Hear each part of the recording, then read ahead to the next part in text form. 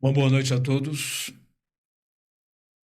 Hoje nós iremos meditar a primeira carta de Paulo aos Tessalonicenses. Nós iremos meditar no capítulo 1 dessa carta.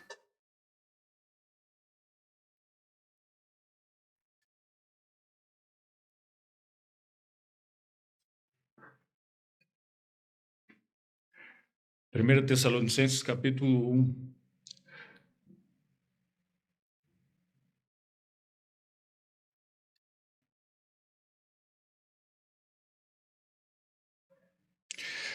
Eu gostaria de falar com os irmãos sobre um cristianismo verdadeiro. Tá? Nós vivemos uma época difícil, onde eu resumo isso numa frase que eu ouvi de um pregador.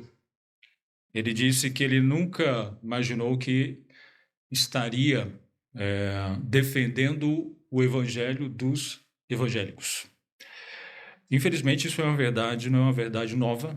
Nós sabemos pela palavra de Deus que essa verdade, esse tipo de perseguição, esse tipo de defesa por parte dos cristãos, isso vem desde os tempos primórdios, né? Desde o início da igreja. O apóstolo Paulo mesmo já diz isso lá em Gálatas. Ele estava, não só em Gálatas, mas em todas as cartas que ele escreve, ele estava ali defendendo o evangelho daqueles que se diziam crentes, cristãos, evangélicos. Né? E é interessante, irmãos, como ali, pegando de Gálatas, né, como tendo ali passagens onde o apóstolo Paulo faz ali declarações fortes, né, onde ele diz que qualquer um que professe um outro evangelho que não seja o que foi pregado, seja anátema, maldito. E ele repete isso 2 vezes. E é impressionante como, mesmo com essas 2 grandes maldições colocadas ali pelo apóstolo, colocadas por Deus, as pessoas ainda hoje, elas continuam pregando contra o evangelho, ensinando contra o evangelho. Por isso eu vejo importante a questão de nós sempre atentarmos para um cristianismo verdadeiro. O que é ser um cristianismo verdadeiro? A palavra de Deus está repleta de ensinamentos assim, que nos mostra o que é um verdadeiro cristianismo, o que é um verdadeiro evangelho. É impressionante, como eu estava vendo alguns pregadores, entre esse que eu falei para vocês, né? Essa citação dele, o YouTube ele não tem um filtro espiritual, né? Então ele lança qualquer outro pregador, qualquer outra pregação. E lá a gente vê pregações do tipo assim, né? Tava lá um vídeo mostrando, eu não abri isso, não quis saber, nem quero saber o que estava ali, mas estava um vídeo mostrando a Jezabel dentro das igrejas evangélicas. Nós sabemos o que significa ser Jezabel, né? E também estava ali o vídeo do pregador, o qual eu ouvi a pregação e considero uma boa pregação, uma pregação bíblica. Visualizações da sua pregação tinha lá 900 visualizações. Até um número bom comparado às nossas, né? Comparado às visualizações das nossas pregações, é um número bom. Mas sabe sobre a Jezabel lá? Pregação falando sobre a Jezabel dentro das igrejas? Mais de 600 mil visualizações. Então nós temos uma grande ferramenta, né? A comunicação facilita bastante a propagação do evangelho, mas isso não é o que tem sido feito. O verdadeiro evangelho ele não tem sido propagado como deveria, usando assim as ferramentas que hoje tem para fazer. Infelizmente, o verdadeiro evangelho ele tem sido a cada instante, a cada dia bombardeado, infelizmente, por um falso evangelho, por falsos ensinamentos, o qual o apóstolo Paulo diz que seja anátema os que fazem tal coisa. Sejam malditos. Por isso, irmãos, é muito importante estarmos sempre atentando o que seria um evangelho verdadeiro, o que é ser cristão verdadeiro. E nesse texto é isso que eu gostaria de meditar com os irmãos. Paulo escreve aqui a esses irmãos Tessalonicenses, e a forma como ele descreve é muito interessante, mostra aqui uma característica muito importante daquela igreja. No título colocado aqui, né, na minha Bíblia está a fidelidade daquela igreja. Mas um título que nós poderíamos dizer, né, nos dias de hoje, uma igreja impactante. É algo que todas as igrejas buscam, né? Inclusive igrejas verdadeiras, igrejas como a nossa, elas buscam impactar a sociedade, impactar o meio em que vive. Nós devemos buscar esse tipo de coisa. E o que precisamos fazer para alcançarmos esse tipo de coisa, né? O texto mostra isso. Precisamos ser uma igreja fiel. E o que seria ser uma igreja fiel? Bom, vamos ao texto. Bom, nosso texto não é todo o capítulo, tá? Para deixar vocês mais tranquilos. Nosso texto é só os 2 últimos versículos, mas eu gostaria de pincelar esses versículos anteriores, do versículo 1 até o versículo 8, só para nós termos ideia do que seria essa igreja impactante. Quais são as características de uma igreja impactante? Bom, versículo 1. Paulo e Silvano e Timóteo, a igreja dos Tessalonicenses em Deus, o Pai, e no Senhor Jesus Cristo. Graça e paz tenhais de Deus nosso Pai e do Senhor Jesus Cristo. Sempre damos graças a Deus por vós todos, fazendo menção de vós em nossas orações, lembrando-nos sem cessar da obra da vossa fé, do trabalho do amor e da paciência, da esperança em nosso Senhor Jesus Cristo, diante do nosso Deus e Pai. Gostaria só de comentar um pouco sobre esses 3 versículos. Quando o apóstolo Paulo escreve aqueles irmãos, ele diz assim, a igreja dos Tessalonicenses em Deus. Quando ele diz isso, ele já está sugerindo algo. Em Deus. Uma igreja, quando ela está em Deus, consequentemente, ela faz aquilo que ele descreve no versículo 3, que quando ele lembrava daqueles irmãos em suas orações, ele lembrava do amor, né? Do trabalho, da fé, da paciência, da esperança que aqueles irmãos tinham, da esperança da volta do Senhor Jesus Cristo diante do nosso Deus e Pai. Então, uma característica que o apóstolo Paulo vê naquela igreja é justamente essa, uma igreja que andava em Deus e as suas obras, elas demonstravam isso. Diga-me com quem tu andas, que eu direi com quem tu és. Tem uma frase assim, né? Um provérbio, eu não sei exatamente o que é, mas é verdadeiro. Quando o apóstolo Paulo fala que eles estão em Deus, significa isso é por causa do que eles vivem, da forma como eles estão vivendo. As obras que eles estavam realizando entre si, a fé, a esperança, todas essas obras demonstravam que eles estavam em Deus. Por isso o apóstolo estava dando graças a Deus, lembravam desses irmãos, sempre em suas orações, agradecendo a Deus por isso. Aí ele continua, versículo 4. Sabendo, amados irmãos, que a vossa eleição é de Deus, porque o nosso evangelho não foi a vós somente em palavras, mas também em poder e no Espírito Santo, e em muita certeza, como bem sabeis quais fomos entre vós por amor de vós. E vós fostes feitos nossos imitadores e do Senhor, recebendo a palavra em muita tribulação, com gozo do Espírito Santo, de maneira que fostes exemplo para todos os fiéis na Macedônia e Acaia. Até aqui, irmãos, uma menção que eu gostaria de fazer seria que aqueles irmãos, como o apóstolo Paulo descreveu aqui no versículo 14, eles realmente eram eleitos de Deus, pessoas verdadeiramente salvas por Deus. Por quê? Porque mesmo recebendo o evangelho em muita tribulação, eles o receberam com grande gozo, com grande alegria. Isso é o que é receber o evangelho. Mesmo você estando em circunstâncias adversas, quando você ouve o evangelho, aquilo te alegra.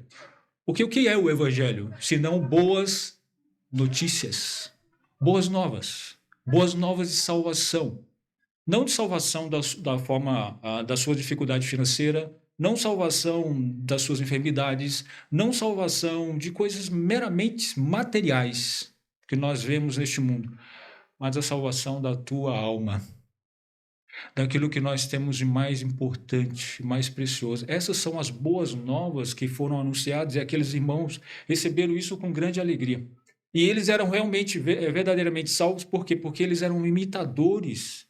Isso era visto como eles sendo eleitos de Deus, porque eles imitavam aqueles pelos quais trouxeram essa mensagem, que eram os apóstolos, e o nosso Senhor Jesus Cristo. Então, era visto na vida daquelas pessoas que eles tinham sido salvos, que tinha sido realizado ali um grande milagre na vida daquelas pessoas. O milagre da transformação de vida, o milagre da salvação. Por isso o apóstolo Paulo os descreve como sendo eleitos, né? Eleitos de Deus. E isso aconteceu de uma maneira tal, irmãos, que o versículo 8 fala que as pessoas chegavam a ter conhecimento dessas coisas. Ficou notório essas coisas em todos os lugares pelos quais aqueles irmãos andavam. Então, eles se tornaram uma igreja impactante.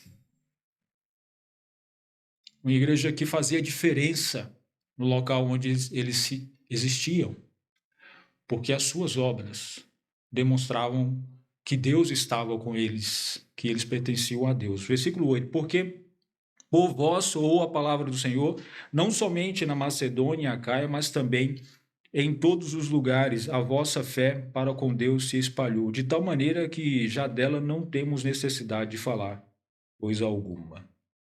Bom, irmãos, então aqui nós chegamos no nosso texto mesmo, versículos 9 e 10. Mas nós vimos que uma igreja verdadeira, ela vive o Evangelho. O Evangelho descrito na palavra de Deus, não um evangelho falso, segundo os homens, mas segundo o que está escrito na palavra, nas Escrituras. Essa igreja fazia isso. Nós também devemos procurar fazer isso. Irmãos, tanto a igreja dos Tessalonicenses, como todas as igrejas que existiram, todos têm um inimigo em comum, que é Satanás. Todos nós tivemos, todas as igrejas que vão ter mais para o futuro, todos temos um inimigo em comum, Satanás. Como a palavra de Deus nos diz, ele é mentiroso, pai da mentira. Ele veio para matar, roubar, para destruir, para enganar. Isso é o da natureza dele, faz parte dele, é isso que ele faz. E ele faz muito bem.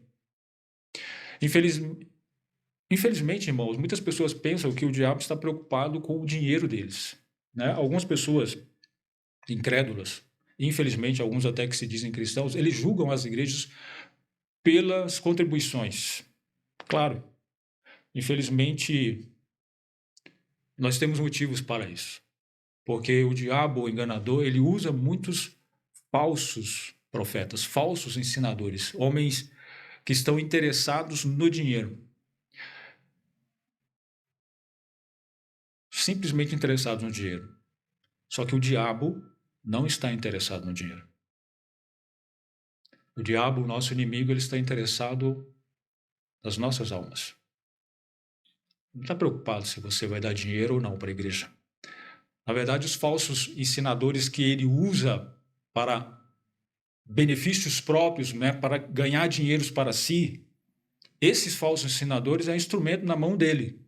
E isso é para enganar as pessoas. E as pessoas ficarem iludidas de que todas as igrejas só proclamam sobre dinheiro, não falam a verdade. E por isso muitos julgam as igrejas como arrecadadores de dinheiro, né? Que o objetivo da igreja é arrecadar dinheiro. Não, essa é uma mentira de Satanás. E com essa mentira ele está levando muitos para o inferno. Irmãos, nós devemos estar sempre atentos para a verdade do Evangelho, para estarmos sempre nos confrontando a nós mesmos se vivemos um verdadeiro cristianismo ou não, se somos cristãos genuínos, verdadeiros ou não. Porque eu penso que a pior surpresa que alguém possa ter é quando chegar no final dos dias. Nós cantamos o hino aqui que fala sobre um momento de grande regozijo, né? De grande gozo, de grande, né, dia faustoso, esse dia há de ser. Quando o som da trombeta soar e nosso Senhor vier. Mas nesse dia também haverá um momento em que todos comparecerão perante esse Senhor e muitos dirão: Senhor, em teu nome fizemos grandes coisas. Irmãos, a pior surpresa que alguém possa ter vai ser aquela frase. Jesus vai dizer: nunca vos conheci. Apartai-vos de mim, vós que praticais a iniquidade. Nunca vos conheci. Então, irmãos, essa com certeza será a pior surpresa para alguém que se diz cristão. Para alguém que vive na igreja, vive com a Bíblia debaixo do braço, participando de todas as liturgias que acontecem na igreja, mas quando chegar nesse dia, ouvir essa frase será a pior decepção, pior surpresa, né?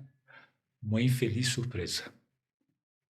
Então, o nosso texto nos mostra, irmãos, que cristãos verdadeiros, eles recebem o evangelho como realmente deve ser recebido. Vamos ler aqui o texto, né? Nosso texto, versículos, somente 2 versículos, versículos 9 e 10.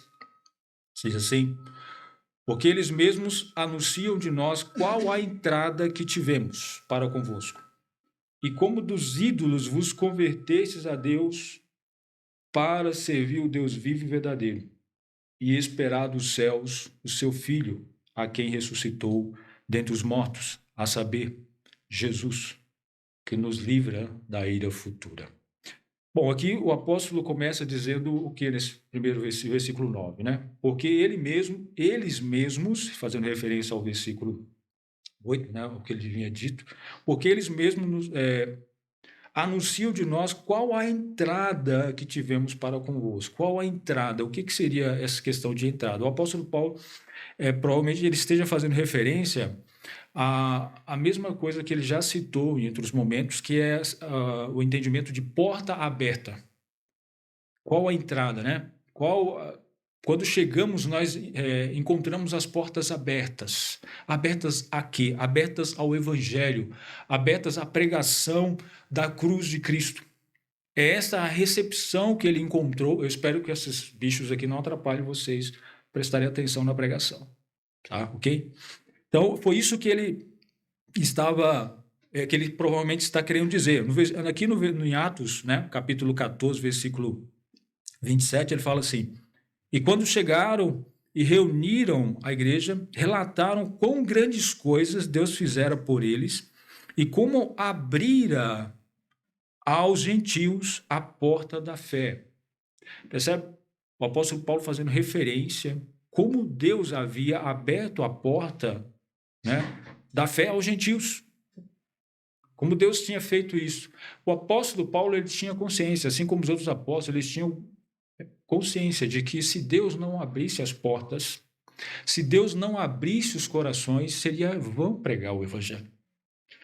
Porque o papel nosso, o papel da igreja, né, de todo aquele que prega, e isso é um papel da igreja, é anunciar. Mas quem faz a obra nas pessoas é Deus. Deus é que abre a porta. Deus que abre o coração.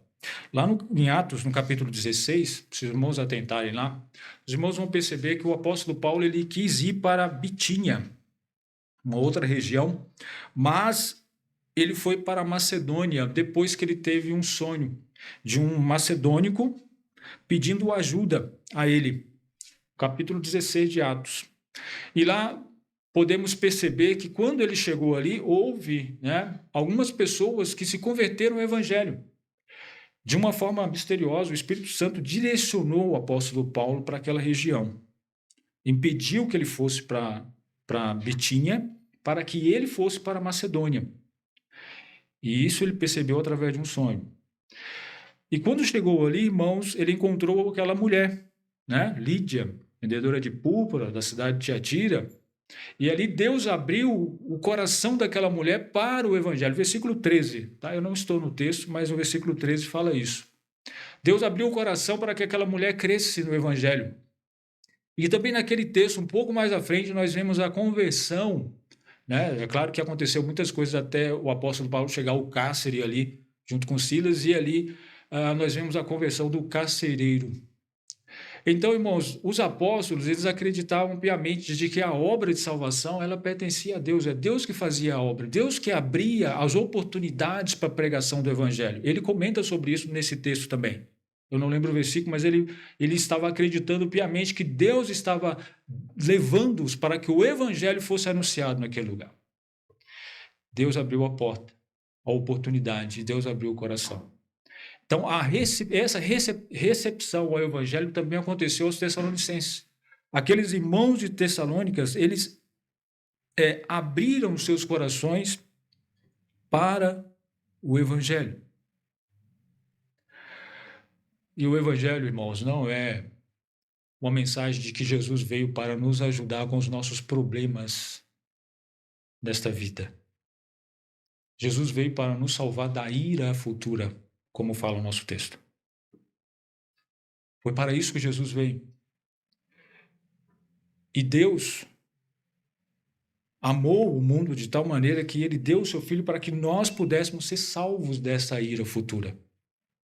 Para que nós pudéssemos ser salvos desse julgamento. Não seria bom ligar os ventiladores? Eu acho que talvez eles ajudam a espantar os bichos aí, né? Ou pelo menos ajuda vocês a espantar os bichos. Vai fazer um pouco de barulho, mas talvez seja mais conveniente do que os próprios bichos aí.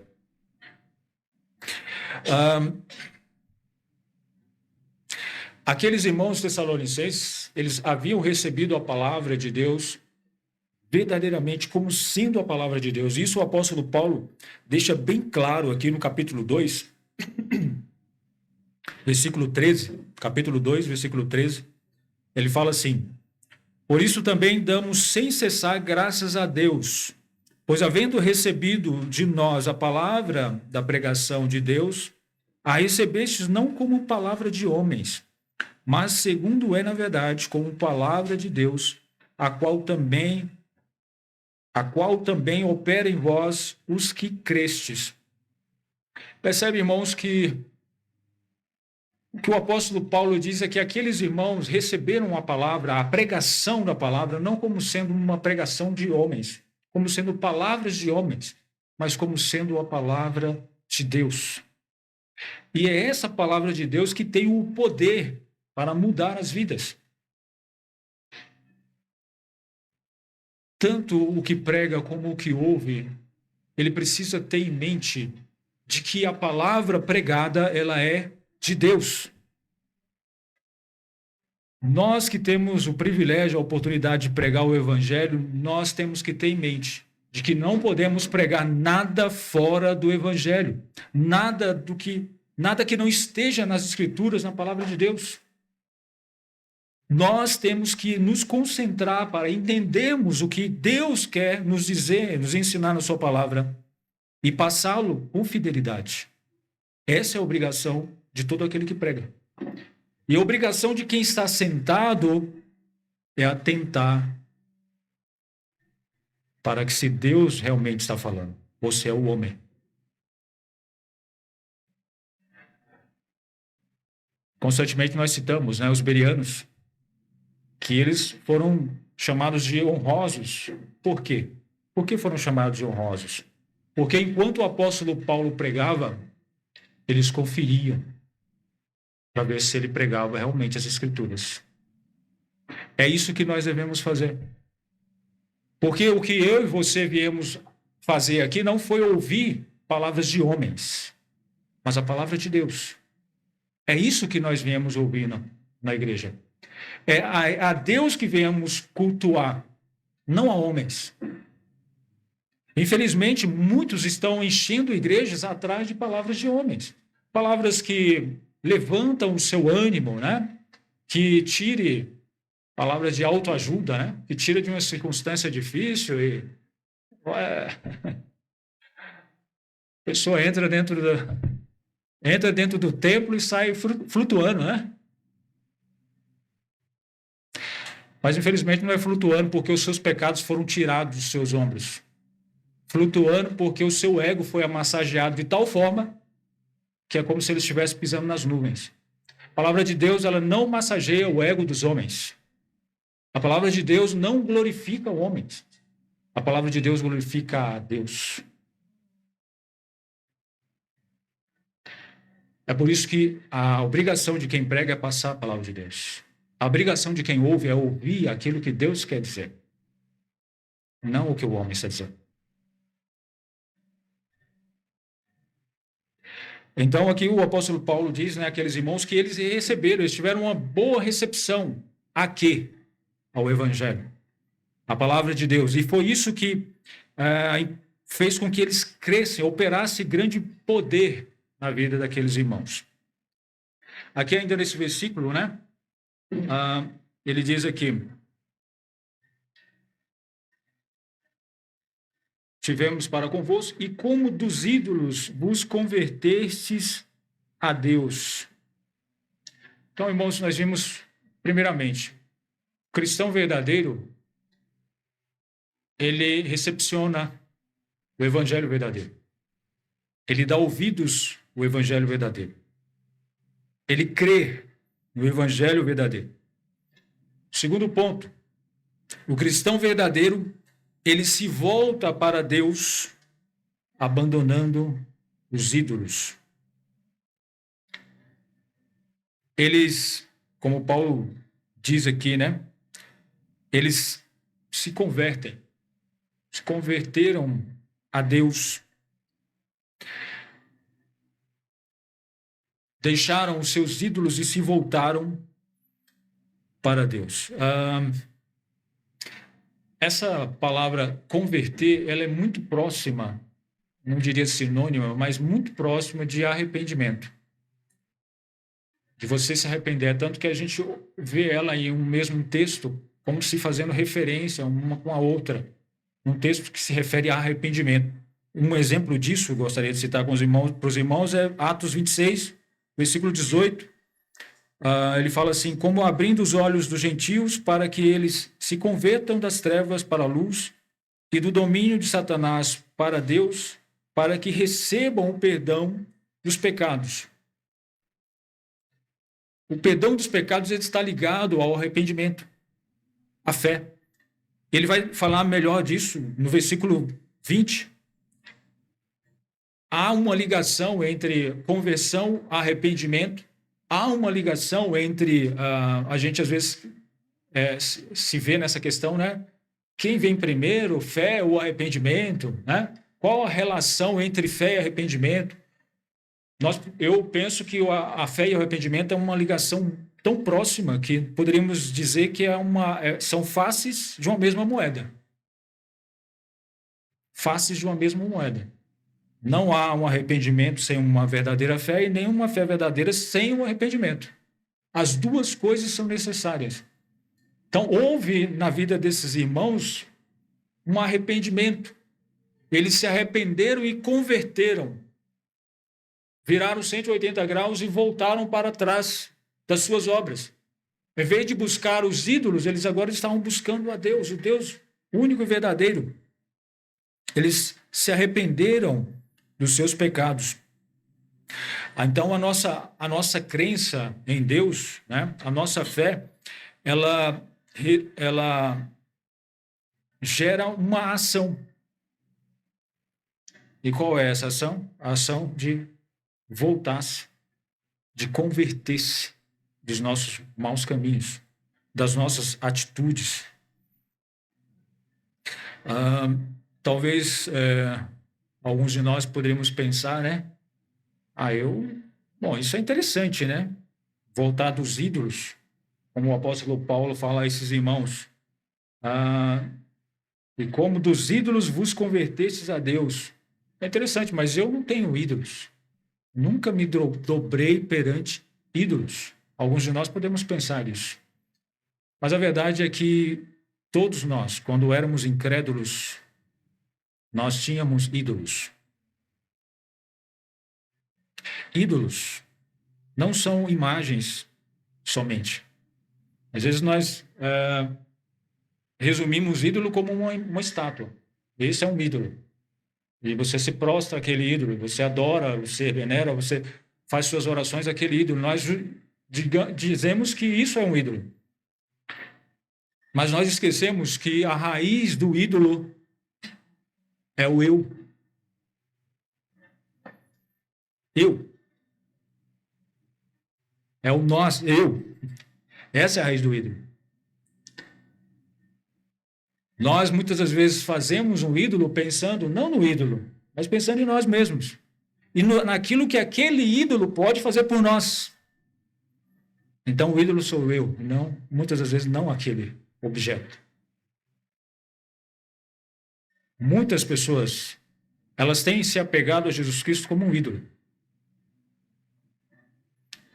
Para que ele possa resolver os seus problemas financeiros, para que ele possa resolver os seus problemas emocionais, para que ele possa resolver os seus problemas de saúde, para que ele possa resolver os diversos problemas que nós temos nessa vida, que não são poucos. Mas muitas pessoas têm se apegado a Cristo dessa forma, como um ídolo. E tem pegado Cristo e colocado na prateleira dos ídolos, juntamente com todos os outros ídolos que ele tem, para satisfazer o seu eu. Todos nós, irmãos, na nossa incredulidade, nós tínhamos ídolos. E a palavra de Deus nos mostra que quando nós nos convertemos, nós nos voltamos dos nossos ídolos para Deus.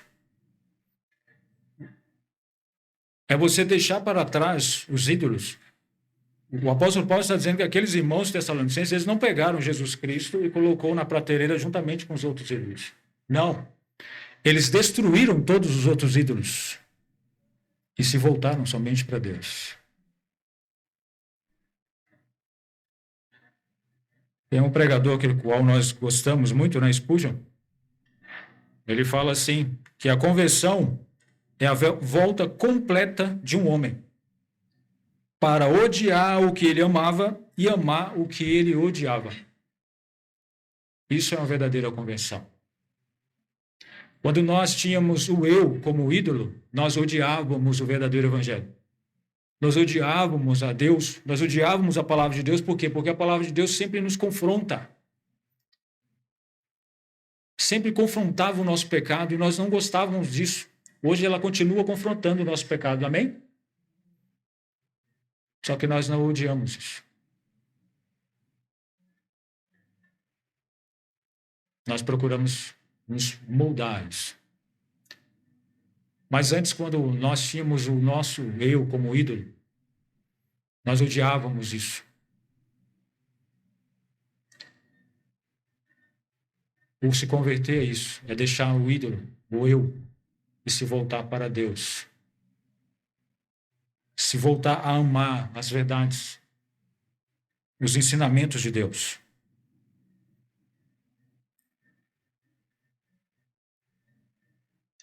E isso, irmãos, nós vemos na palavra de Deus que não é algo que acontece automaticamente, mas é algo que permanece, é contínuo, né? Constantemente nós nos voltamos para Deus. Constantemente, como eu falei aqui, nós nos deparamos com a palavra de Deus e ela nos mostra os nossos pecados. Nos mostra, muitas das vezes, ídolos dos quais nós queremos levantar as nossas vidas. Lembrando, né? Lembrando não, falando, não, acho que eu não falei isso. Ídolo é tudo aquilo que nós colocamos no lugar de Deus. Tudo aquilo que nós colocamos em primeiro lugar nas nossas vidas. Tudo que nós fazemos, buscamos em primeiro lugar. Seja até aquelas coisas que não parecem ser ruins, por exemplo, família. Família é ruim? Não, família é tão boa que o diabo tem perseguido as famílias, tem procurado destruir as famílias, porque é uma coisa boa.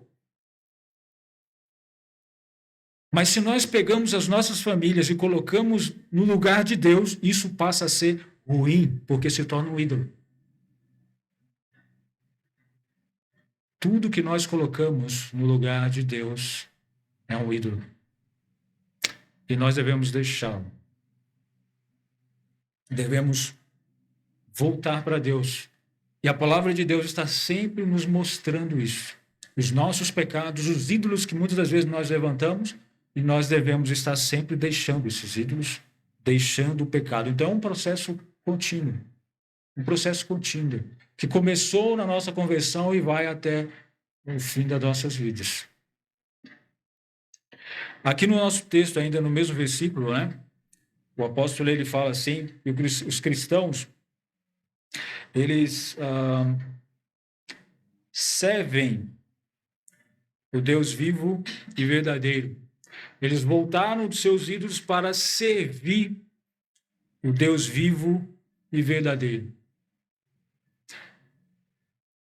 Irmãos, um crente verdadeiro, ele serve ao Deus vivo e verdadeiro, Deus único e verdadeiro. O que é servir? O termo servir aqui é o mesmo termo de servir de um escravo. Todos nós sabemos a referência do que é escravidão. Naquela época, o que era muito comum era a escravidão. Muitos povos se tornavam escravos. Eles eram subjugados. Naquela época, o Império Romano havia subjugado vários povos e muitos daqueles povos se tornaram escravos. Então, era algo comum.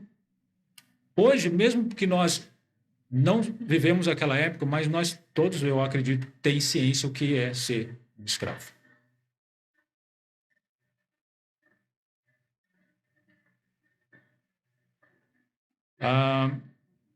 Irmãos, para um escravo não tinha aquele pensamento de que, olha, vou chegar ao meu senhor, né, o meu dono, e falar assim, olha, amanhã eu não vou vir não, tá? Eu vou para a praia e amanhã eu não vou vir não, até segunda. Não existe isso. Nós sabemos, pelo pouco que nós sabemos, que para um escravo não existia isso. Ele simplesmente pertencia ao seu senhor. Ele pertencia a alguém e ele estava ali para servir essa pessoa. Então, ele não tinha esses direitos os quais existem hoje. Direito trabalhista não existia isso. Esse era o serviço de um escravo, era dessa forma que era visto. Quando o apóstolo Paulo usa esse termo servir, é com esse entendimento. Não é com o entendimento que nós temos hoje. Eu sirvo lá na empresa que eu trabalho. Fazer propaganda aqui, né? Não pode. Eu sirvo na empresa que eu trabalho. Eu sirvo lá das 7 às 5 horas e depois, quero nem saber. Não é esse tipo de serviço. Quando o apóstolo Paulo fala de servir, que aqueles irmãos se voltaram os seus ídolos para servir ao Deus vivo e verdadeiro, é servir mesmo. E sabe qual a grande diferença, irmãos? Que nós servimos esse Deus vivo e verdadeiro não meramente por obrigação, mas por gratidão. Sabendo que o nosso Senhor, ele deu a sua vida por nós, para nos tirar da condenação, para nos tirar da ira futura. Ele deu a sua vida, derramou o seu sangue precioso. O apóstolo Pedro, lá em 1 Pedro, ele faz menção sobre isso, né? 1 Pedro 1, 18 e 19. Sabendo que não foi com coisas corruptíveis, como prata ou ouro, que fostes resgatados da vossa vã maneira de viver, que por tradição recebestes os vossos pais, mas com o precioso sangue de Cristo, como de um cordeiro imaculado e incontaminado. Fomos salvos. O nosso Senhor, nosso Mestre, ele deu a sua vida por nós. Ele deu a sua vida para nos resgatar. Ele nos comprou com o seu sangue. Com o preço do seu sangue, ele nos comprou e nós pertencemos a ele. E sabe quando que nós o servimos verdadeiramente, com fidelidade? Quando nós temos ciência do que ele nos libertou. Porque antes nós éramos escravos também. As pessoas, hoje, elas têm um entendimento tão falho sobre o evangelho que elas pensam que crente é escravo. Realmente, crente, nós somos escravos de Cristo. Mas elas pensam que crente é escravo porque não faz nada deste mundo. Aí que elas entendem mal, né? Porque elas é que são verdadeiramente escravos do pecado.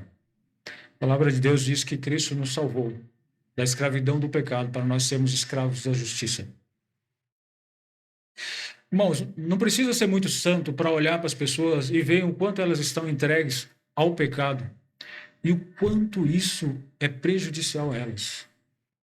Não precisa. Você não precisa ser muito santo para você enxergar isso. O quanto as pessoas têm se destruído com o pecado, o quanto o pecado tem destruído a sociedade, o mundo, as coisas, né? Quando a gente fala sociedade, a gente meio que globaliza, por quê? Porque aquilo que a sociedade antigamente julgava ser certo ou errado, né? Aquilo que era certo agora se torna errado, aquilo que era errado se torna certo. Isso eu estou falando de forma geral. Quando nós olhamos particularmente a vida das pessoas, a gente observa o quanto o pecado tem destruído suas vidas. E elas simplesmente acham que são livres e que os seus escravos são os crentes, porque são escravos da igreja. A grande verdade na palavra de Deus é que nós éramos escravos do pecado. Só que fomos resgatados, comprados pelo sangue precioso de Cristo. E pertencemos hoje a Ele. Somos escravos dele. Para vivermos segundo a justiça, segundo a vontade de Deus.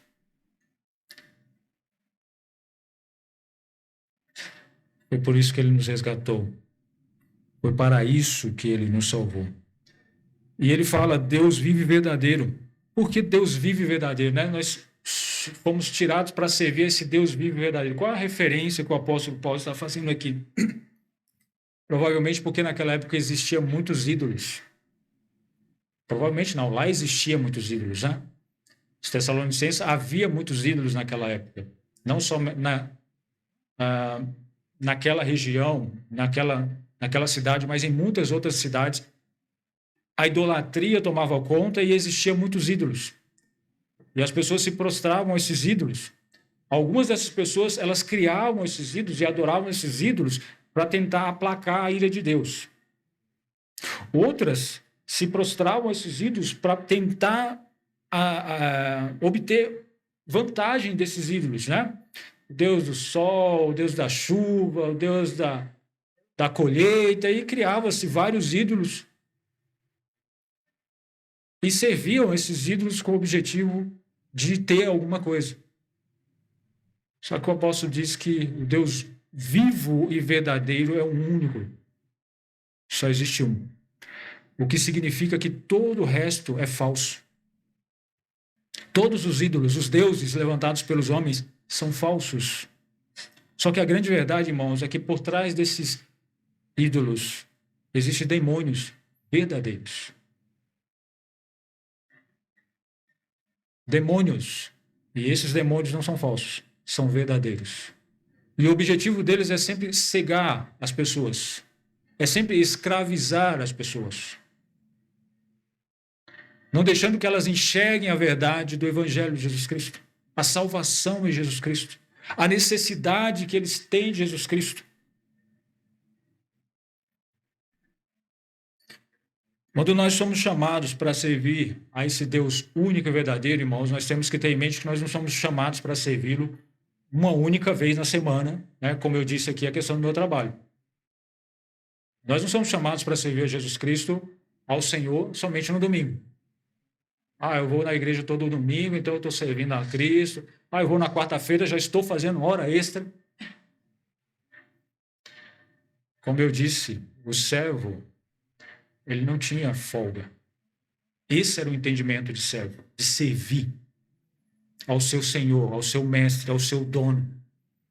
E é com esse entendimento que o apóstolo Paulo está dizendo aqui. Nós hoje pertencemos ao nosso Senhor. E o nosso serviço a Ele não se resume aqui dentro. Nós devemos vir à igreja procurando saber, Senhor, usa-me. Em que o Senhor quer que eu sirva na tua igreja? Infelizmente, muitas vezes a gente vem com um pensamento para a igreja para ser servido, não é isso? Nós chegamos à igreja querendo ser servido. E tem que ser eu já ouvi isso em uma pregação, não lembro, acho que talvez tenha sido Spurgeon. E tem que ser em prato de porcelana, um talher de prata. Não é qualquer coisa. Porque se for me oferecer qualquer coisa, eu vou jogar fora, vou virar as costas e não quero nem saber. Nos tornamos crentes exigentes, né? Mas a verdade, olha, não foi para isso que você foi chamado para vir à igreja. Não foi para isso que nós fomos chamados para vir à igreja. Todos nós somos servos, estamos na mesma categoria. E o servo, ele é chamado para servir. Quando a gente vem para a igreja é para nos colocar para o serviço ao Senhor. Para ser servido por Ele. Para servir uns aos outros. Desculpa. Para servir uns aos outros. É para isso que nós somos chamados. E não somente na igreja, como eu falei. Mas no trabalho, em casa, escola, onde nós estivermos, irmãos. Nós devemos estar servindo ao Senhor. Aqui no versículo 10, né, fala assim: e esperar dos céus o filho e esperar dos céus o seu filho, a quem ressuscitou dentre os mortos, a saber, Jesus, que nos livra da ira futura.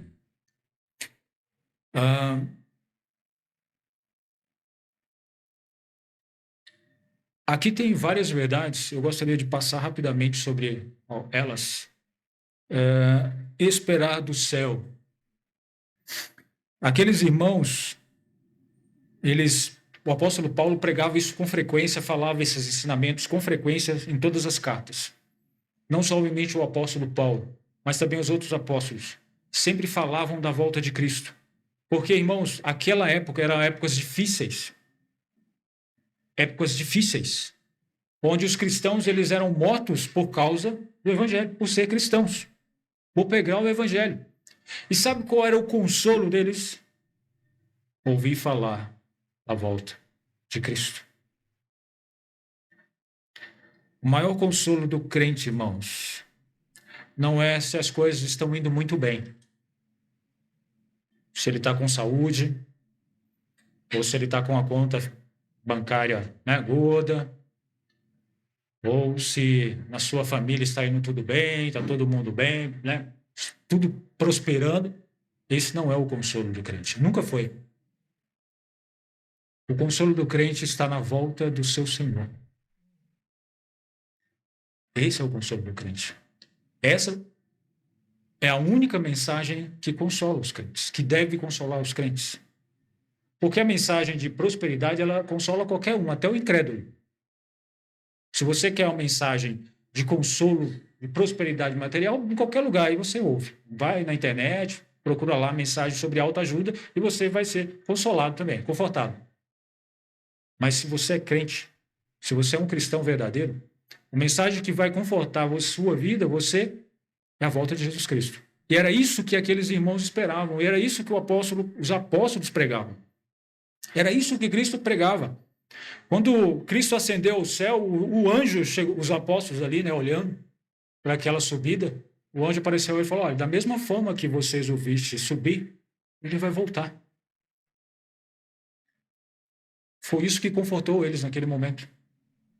E é isso que conforta até a volta de Cristo. É saber que um dia ele vai voltar. É estar nessa expectativa da volta de Cristo. Esperando dos céus a volta do Senhor. Nós, aquele ditado, né? Você está esperando cair do céu. As pessoas esperam muitas coisas caírem do céu. Já ouviu falar? Você está esperando o quê? Você está esperando cair do céu? Você não vai fazer nada? Nós esperamos muitas coisas caírem do céu. Mas a única coisa que vai vir do céu e que nós devemos realmente estar esperando é que Jesus vai voltar. Lá em Apocalipse, né? Capítulo 1, versículo 7, lá fala: eis que vem com as nuvens, e todo olho verá, e até mesmo os que traspassaram, e até os mesmos que o traspassaram, e todas as tribos da terra se lamentarão sobre ele, sim. Amém. Cristo voltará. E era isso que aqueles irmãos esperavam. Eles esperavam do céu o seu filho. Irmãos, é interessante o apóstolo fazer menção aqui sobre o filho. Essa é uma outra grande verdade. Diferente de que muitos afirmam que Jesus era simplesmente um profeta. Jesus foi um grande profeta. Ele foi um grande exemplo. Jesus não foi somente isso. Jesus era o Filho de Deus. E não somente isso. Alguns dizem que Jesus era o Filho de Deus, então por isso ele foi gerado em um determinado momento. Não. Não é isso que a palavra afirma. O próprio Jesus, ele prerroga para si de que ele era Deus, como ele mesmo faz referência lá em Apocalipse. Sou o Alfa e o Ômega. O princípio e o fim. Ele estava no princípio e todas as coisas foram feitas por ele. Nada sem ele se fez. Ele não é somente o Filho de Deus, mas ele é Deus. E isso é fundamental que o cristão tenha isso em mente. Que Jesus Cristo, ele é o Deus. Ele não teve, como o apóstolo Paulo descreve em Filipenses, ele não teve como usurpação ser igual a Deus, mas humilhou-se a si mesmo, como servo, obediente e obediente até a morte. É esse entendimento que precisa ter nas nossas mentes. Que Jesus não veio simplesmente para trazer a mensagem de Deus. Ele era a palavra de Deus. Jesus não veio somente para deixar exemplos para que nós pudéssemos seguir. Ele era Deus. Isso precisa estar nas nossas mentes. Essa é uma verdade que, infelizmente, tem sido deturpada por muitos. Muitos têm colocado Jesus como um mero homem. Mas não é isso que a palavra de Deus nos ensina. Eu citei aqui em Apocalipse, deixa eu ver. Apocalipse 1:8, né? 1:7, 1:8. Eu sou o Alfa, o Ômega, o princípio e o fim, diz o Senhor, que é, que era e que há de vir, o Todo-Poderoso. Jesus fazendo referência ao que ele é. E aqui ainda no nosso versículo, né? O apóstolo diz assim, versículo 10, na metade do versículo fala assim, a quem ressuscitou dentre os mortos. Irmãos, essa é uma outra grande verdade. Jesus, ele não está morto. Ele não continua na sepultura como muitas pessoas apregoavam naquela época e ainda hoje. As pessoas colocam Jesus como um ídolo. Ídolos são mortos. Não tem vida. Jesus não está morto. Todos os deuses que as pessoas levantam aí, sabe a grande diferença entre eles e Cristo? Porque eles estão mortos. Eles continuam lá nos seus túmulos, mas Jesus não. Jesus ressuscitou. E essa verdade é uma verdade tão fundamental que o apóstolo Paulo gastou todo um capítulo falando sobre isso, lá em 1 Coríntios capítulo 15.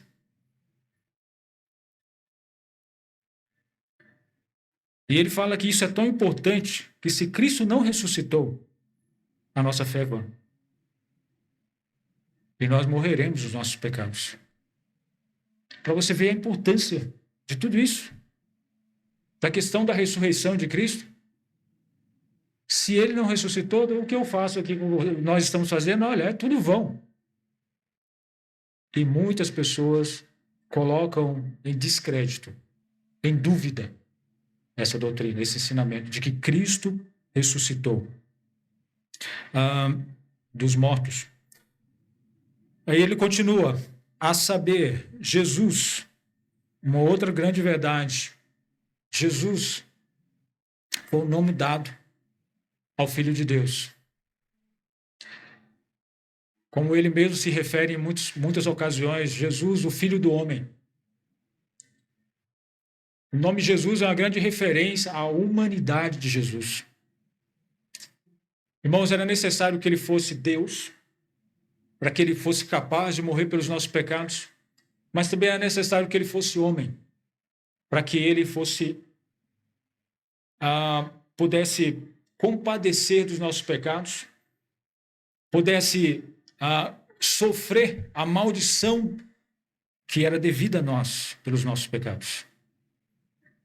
Por isso foi necessário que Jesus morresse na cruz como um homem, pelos nossos pecados.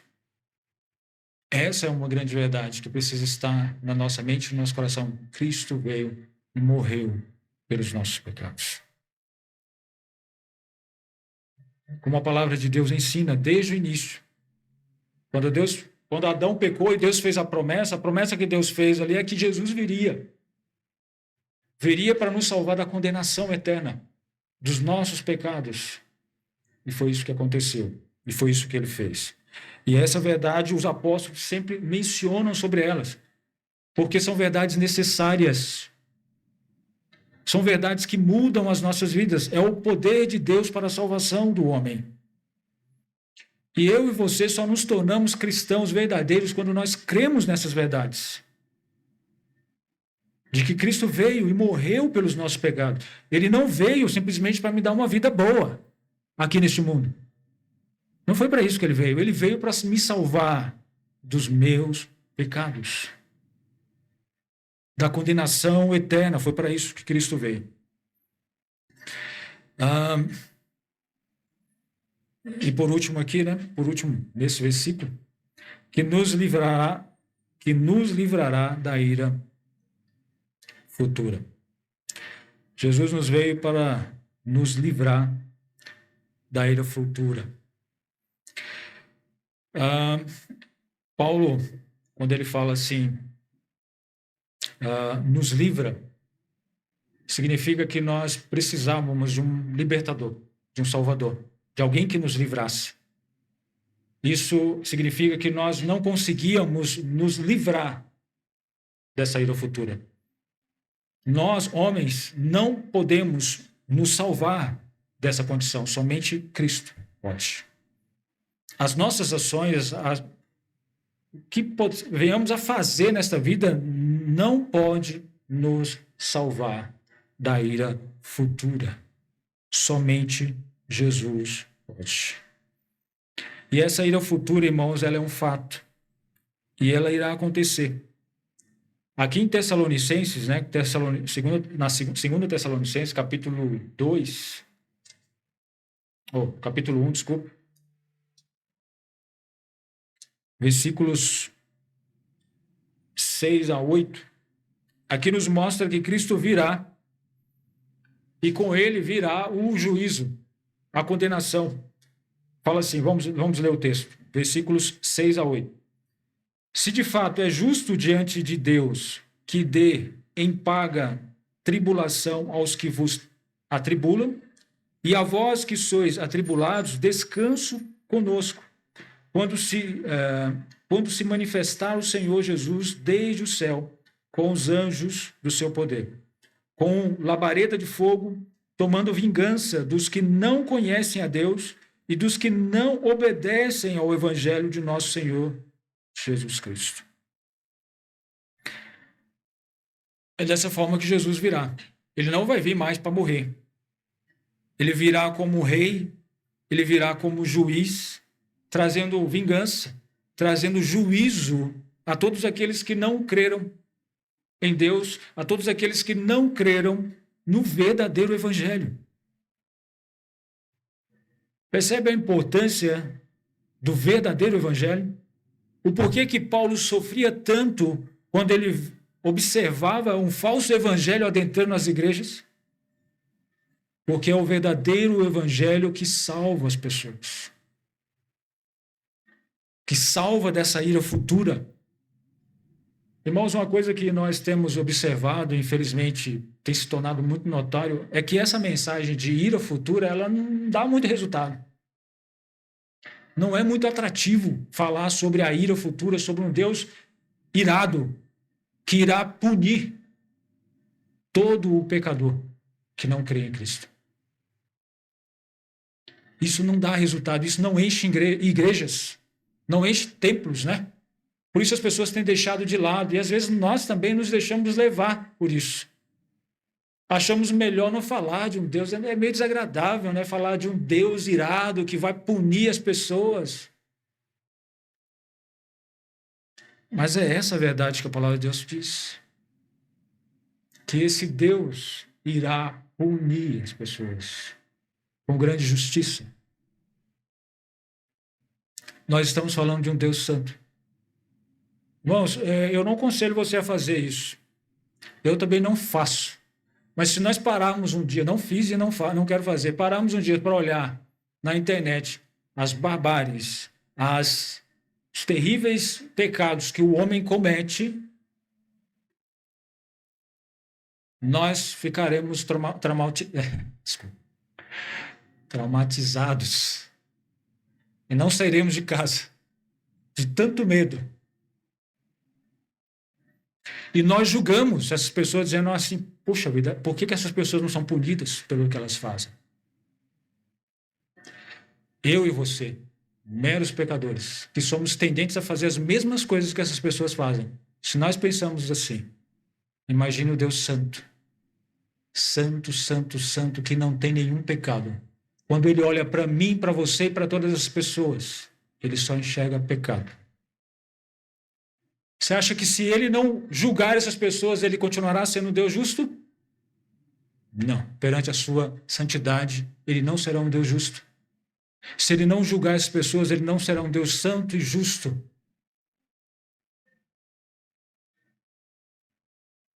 Deus enviou o seu Filho para nos salvar dessa condição. Deus, esse Deus gracioso, Deus amoroso. Essa é uma verdade que as pessoas precisam ouvir, irmãos. De que Deus irá punir o mundo, castigar o mundo, aplicar o seu juízo no mundo. E nós não podemos ficar calados. Suponhamos, né?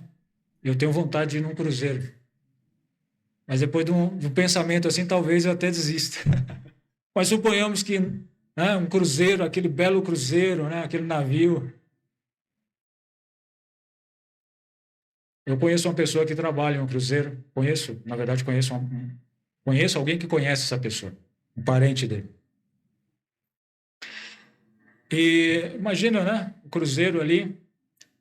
E aquela pessoa que trabalha no cruzeiro, ele tem um papel de oferecer coisas, né? Para os turistas ali, né? Para as pessoas que estão no cruzeiro. Uma das coisas é guarda-sol. Guarda-sol, para que a sua viagem fique mais tranquila.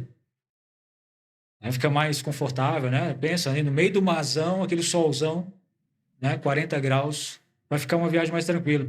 Mas imagine que esse trabalhador, essa pessoa que faz parte do cruzeiro, que trabalha pelo cruzeiro, ele sabe que aquele navio está afundando. Você acha que ele vai sair com guarda-sol oferecendo para os turistas? É isso que se espera dele? Que ele continue oferecendo guarda-sol, falando, olha, estamos aqui um guarda-sol para que você tenha uma viagem mais sossegada, uma viagem mais tranquila, para que o sol não queime sua cabeça. É isso que se espera daquela pessoa? Não. Se alguém sabe que o navio está afundando, irmãos, o que se deve falar para aquelas pessoas é, olha, corra para os botes. Pegue os coletes salva-vida, porque o navio está afundando.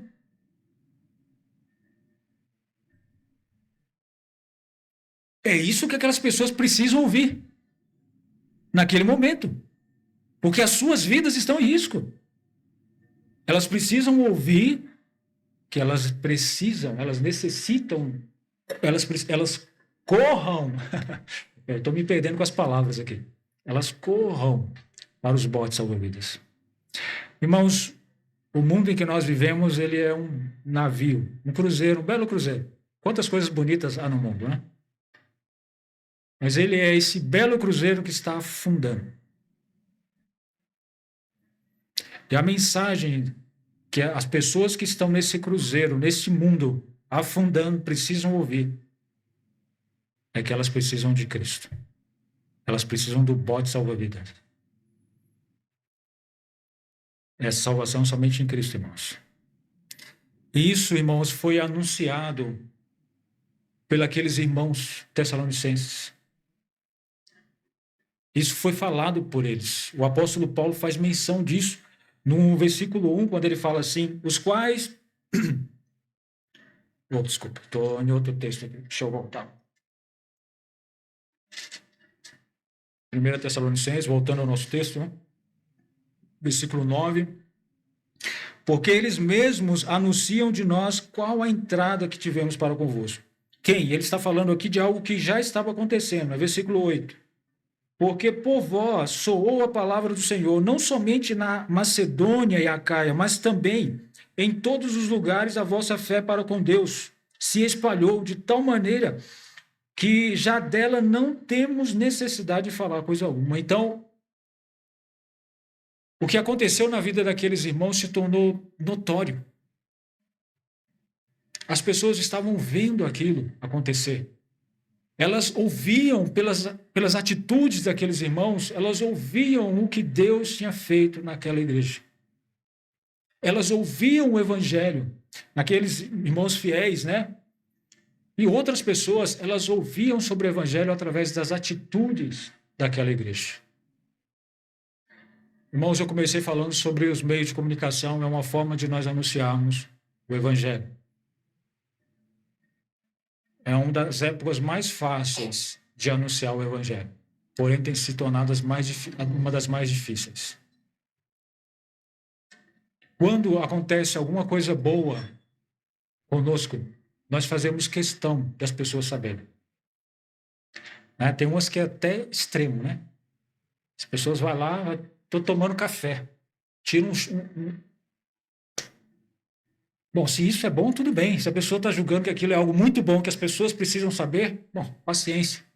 Mas, enfim, tudo que acontece de bom com a gente faz questão que as pessoas saibam. A salvação foi algo bom na sua vida?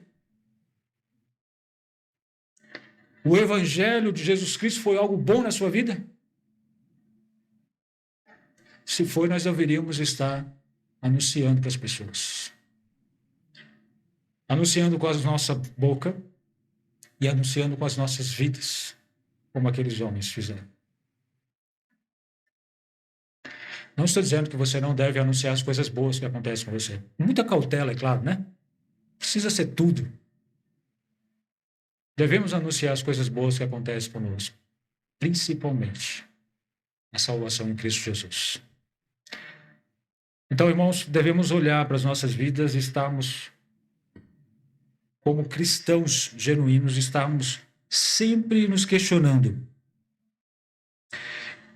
Eu recebi as boas novas, o Evangelho de Jesus Cristo, como sendo a palavra de Deus, as boas novas de salvação, quando eu ouvi, eu recebi verdadeiramente. Como cristão verdadeiro, eu devo me perguntar, eu me voltei para Deus, eu me converti dos meus ídolos e me voltei para Deus verdadeiramente. E como cristão, eu sirvo a esse Deus, eu pertenço a esse Deus. Tudo o que eu faço, eu procuro fazer em conformidade com a palavra desse Deus.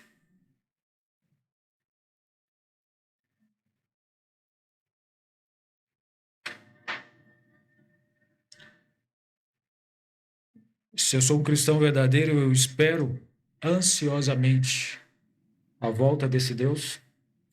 Ou será que as coisas do mundo, né, são coisas tão boas que elas ofuscam, elas apagam esse desejo, essa vontade? E eu não desejo tanto assim que Cristo volte. Como cristão verdadeiro, irmãos, a mensagem confortante continua sendo a mesma. Jesus irá voltar. Nosso Senhor irá voltar. Essa continua sendo a mesma mensagem. E é essa mensagem que precisa ser anunciada. Essas verdades precisam ser anunciadas, precisamos falar para as pessoas. E que Deus nos use para isso. Que Deus abençoe a sua palavra. Muito obrigado pela atenção. Eu acho que eu excedi um pouco aí no tempo. Obrigado pela paciência também. Deus abençoe.